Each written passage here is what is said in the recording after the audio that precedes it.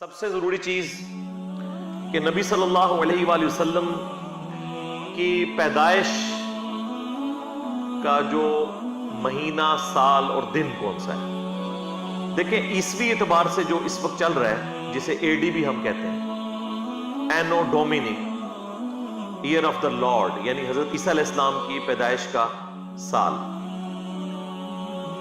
عوام میں تو مشہور ہے کہ یہ after death of Jesus Christ ہے. یہ بالکل غلط ہے، ایسا نہیں ہے. اس کا مطلب ہے لیٹن زبان کا یہ ورڈ ہے ایئر آف دا لارڈ، آقا کی پیدائش کا سال. اب چونکہ زیادہ تر ایتھیزم کا زور ہے، بلکہ ایتھیزم بھی نہیں کہنا چاہیے، سیکولرزم، جس میں مذہب کی کوئی اتنی امپورٹنس نہیں ہے، تو اس کے ایکویلنٹ انہوں نے ایک ورڈ اب ڈیوائز کیا ہے، سی ای، کامن ایرا، اور B C E, before common era, یا کامن ایرا بھی ہم بول دیتے ہیں اردو میں. ویسے جو شروع سے چل رہا تھا وہ اے ڈی اور بی سی تھا، بیفور کرائسٹ، اور اے ڈی اینو ڈومینی، یعنی جس سال حضرت عیسیٰ پیدا ہوا. تو ہمیں یہ فخریہ طور پر اے ڈی لفظ کو یوز کرنا چاہیے، اس کا تعلق ایک پیغمبر کے ساتھ. اس اعتبار سے نبی علیہ السلام کی جو پیدائش کا سال ہے وہ 571 ہے، جو آج 2 اکتوبر 2022 ہے.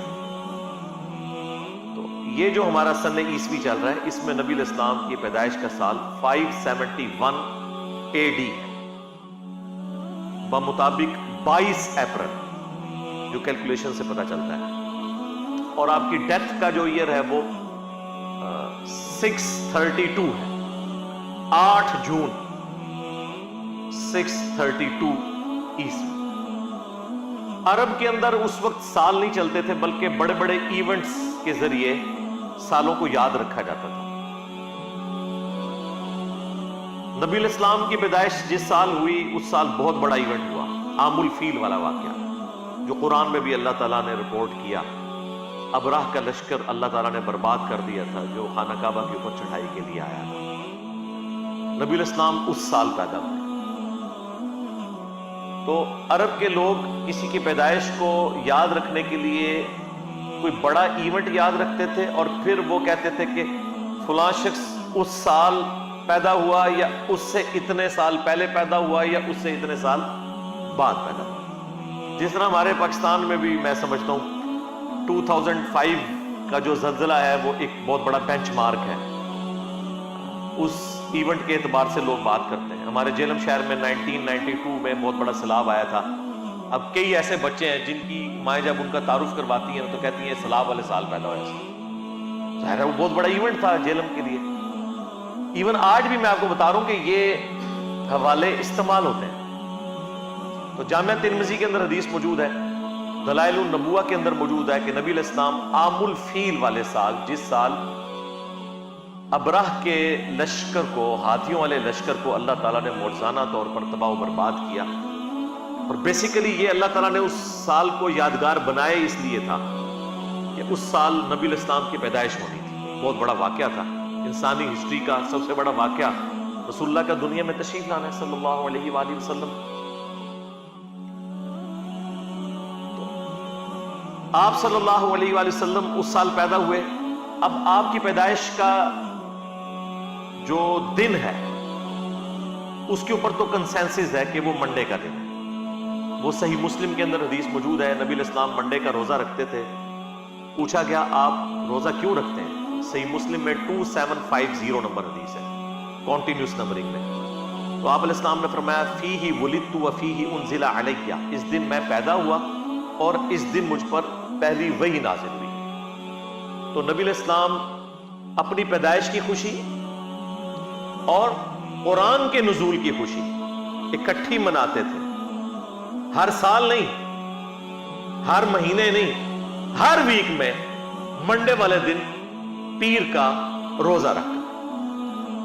اچھا، اب تاریخ کیا تھی اس کے حوالے سے ہمارے پاس جو سب سے یعنی قریبی کوئی اگر مواد ملتا ہے تو وہ دلائل النبوہ، امام بیہقی کی کتاب میں محمد بن اسحاق تابعی کا قول ہے جو انس ابن مالک کے شاگرد ہیں، 150 ہجری میں فوت ہوئے، وہ کہتے ہیں کہ نبی الاسلام عام الفیل والے سال 12 ربیع الاول کو منڈے کے دن پیدا ہوئے، اور آلموسٹ یہی الفاظ شیعہ کے ہاں اصول الکافی، جس طرح ہمارے ہاں صحیح بخاری ہے، ان کی جو حدیث کی ٹاپ آف لسٹ کتاب ہے اصول الکافی، اس میں جو 110 نمبر چیپٹر ہے وہ نبی الاسلام کی پیدائش سے متعلق ہے، اس میں بھی موجود ہے کہ نبی الاسلام 12 ربیع الاول کو پیدا ہوئے۔ لہٰذا منڈے کا دن 12 ربیع الاول کی تاریخ یہ اہل سنت اور اہل تشیع کے ہاں کتابوں کی حد تک تو ایگریڈ اپان ہے۔ پریکٹیکلی شیعہ جو ہے وہ 17 ربیع الاول کو منا رہے ہیں، اہل سنت میں جو بریلوی مکتب ہے وہ 12 ربیع الاول کو ایمفسائز کرتا ہے، جبکہ اہل حدیث اور دیوبند 9 ربیع الاول کی بات کرتے ہیں۔ اپنے اپنے طریقے سے سارے منا ہی رہے ہوتے ہیں، کوئی اسے امام الانبیاء کانفرنس کہہ کے مناتا ہے، کوئی سیرت النبی کانفرنس کے ذریعے، کوئی میلاد مصطفیٰ کانفرنس کے ذریعے صلی اللہ علیہ وآلہ وسلم۔ بہرحال اس کے اوپر اتنا تو کنسنسس ہو چکا ہے کہ ربیع الاول کے مہینے میں ہمیں نبی الاسلام کی سیرت کو، آپ کے کردار کو، آپ کے معجزات کو، آپ کے دنیا میں آنے کے مقصد کو ڈسکس کرنا ہے۔ جمعے کے خطبوں کے اندر تمام مکاتب فکر کے لوگ ڈسکس کرتے ہیں، اور اس پہ اجماع ہو چکا ہے۔ اجماع خود بہت بڑی دلیل ہے۔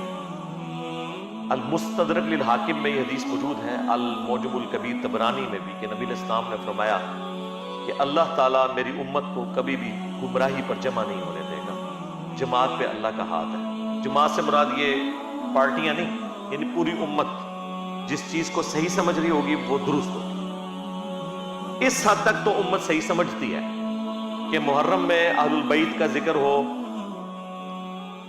رمضان میں رمضان کا ذکر ہو، روزوں کا ذکر ہو، اس کے مسائل بیان ہو، ربیع الاول کے موقع پر نبی الاسلام کی شخصیت کو ڈسکس کیا جائے۔ باقی یہ جو کچھ اپنے اپنے انداز میں جو میلاد منایا جا رہا ہے دنیا کے مختلف کونوں کے اندر، جھنڈیوں کی شکل میں، جلوسوں کی شکل میں، خانہ کعبہ شریف، روزہ شریف کے ماڈل بنا کے، اب تو اس لیول تک لوگ چلے گئے کہ ان ماڈلز کے سامنے کھڑے ہو کے دعائیں بھی کر رہے ہوتے ہیں، اور ان کے اپنے علماء چیخ رہے ہوتے ہیں کہ یہ کیا حرکت کر رہے ہو، لیکن ان کی بات کوئی ماننے کے لیے تیار ہی نہیں ہوتا۔ زیادہ زور اس لیے نہیں لگاتے کہ انہیں خطرہ ہے کہ وہ ہم پہ ہی نہ فتویٰ لگا دیں کہ یہ بھی کہیں انجینئر کو تو نہیں سنتا، تو اس لیے پھر وہ ایک خاص لمٹ کو کراس نہیں کرتے۔ یہی ہوتا ہے جب آپ سنت کے راستے کو چھوڑتے ہیں تو پھر ایک ایکسٹریم لیول تک چیزیں چلی جاتی ہیں جو آپ کے قابو نہیں آتی۔ ہاں، جہاں تک اللہ کو منظور ہوتا ہے وہاں تک اللہ تعالیٰ کی غیبی تائید ہوتی ہے، تو غیبی تائید اس لیول تک تو ہے کہ ہم ربیع الاول میں ڈسکس کریں، کیوں نہ کریں، یعنی اس سے بڑا کوئی موقع نہیں ہے کہ نبی الاسلام کے پیدائش کے مقصد کو، آپ کی سیرت کو، آپ کے معجزات کو، آپ کی صورت کو، ان ساری چیزوں کو ڈسکس کیا جائے۔ اس میں کوئی دوسری رائے نہیں ہے۔ یہ تو بہت بڑی بدبختی ہے کہ کوئی اس مہینے کے اندر ان چیزوں کا ذکر ہی نہ کرے، اور ہر اوٹ پٹانگ ٹاپکس جو ہیں وہ اپنے جمعے کے خطبوں کا حصہ بنا لیں، پولیٹیکل ٹاپکس بھی، اپنے فرقوں کے فضول قسم کے ٹاپکس، ان کو تو ڈسکس کریں، اور نبی الاسلام کے دنیا میں آنے کے مقصد کو، آپ کے میلاد کو، آپ کی سیرت کو، آپ کی صورت اور معجزات کو ڈسکس نہ کریں، تو یہ تو بدبختی کسی کی ہو سکتی ہے۔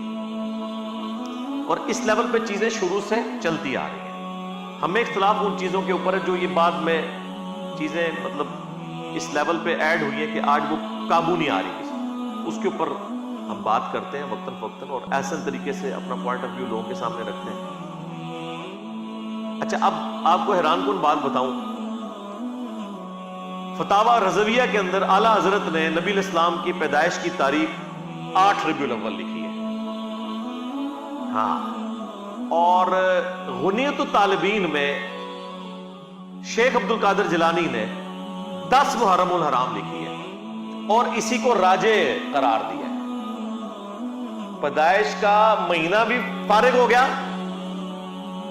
اور تاریخ بھی فارغ ہوگی محرم میں۔ اب ہمارا ایک معصومانہ سوال ہے کہ آپ لوگوں کا یہ دعویٰ ہے کہ جو اولیاء اللہ ہیں، اور پھر آپ کلیم کیے ہوئے ہیں شیخ عبد القادر جیلانی کو اپنے بنائے ہوئے اولیاء میں سے، ہمارے جو اولیاء ہیں نا ان کے سردار تو خلفائے راشدین ہیں، آپ کے بنائے ہوئے اولیاء کا جو سردار ہے وہ تو پوری کائنات کو اس طرح اپنی ہتھیلی پہ دیکھ رہے ہیں جیسے رائی کا دانہ. ویسے رائی کا دانہ بھی ہتھیلی پہ اتنے غور سے نظر نہیں آتا بغیر اینک کے، پتہ نہیں کیسے دیکھتے ہوں گے وہ. تو یہ تو آج ہمیں سائنس بتا رہی ہے نا خوردبین کے ذریعے کہ کیا کچھ ہے اس چھوٹے سے دانے میں اور بیج میں. تو عبد القادر جیلانی کو اپنے نبی کی پیدائش کا نہ مہینہ پتہ لگا نہ تاریخ پتہ چلی، جو کہ حدیث کی کتابوں میں موجود تھی. دلائل النبوہ امام بیہقی کی لکھی ہوئی حدیث کی کتاب ہے. پھر سیرت میں جو سب سے اتھینٹک کتاب ہے محمد بن اسحاق کی، جس سے انہوں نے یہ روایت لی ہے، وہ دنیا میں موجود ہے. اسی کی تلخیص امام ابن ہشام نے کی. ابن اسحاق 150 ہجری میں فوت ہوئے، یہ 232 ہجری کے اندر. ابن ہشام، سیرت ابن ہشام بڑی مشہور ہے، وہ اسی کی تلخیص کی گئی. اب یہ اردو زبان میں بھی آ چکی ہے. ان کے اندر یہ چیزیں موجود تھی، لیکن ان لوگوں کا علم غیب تو یہاں سے فارغ کرے نا، ان کو تو پتہ ہی نہیں چلا. صرف علم غیب فارغ نہیں ہوگا، علم دین بھی فارغ ہوگا. کہ ہمارے بچوں کو تو پتہ ہے کہ دلائل النبوہ، اب دلائل النبوہ حدیث کی جو کتاب ہے وہ شیخ عبد القادر جیلانی کی پیدائش سے پہلے دنیا میں موجود تھی، اور سیرت ابن ہشام تو بہت ہی پرانی تھی، اور سیرت ابن اسحاق تو اس سے بھی پہلے تھی. تو یہ تو کہتے ہیں وہ بہت بڑے عالم دین تھے، تو انہوں نے یہ حدیث کی کتابیں نہیں پڑھی ہوئی تھی.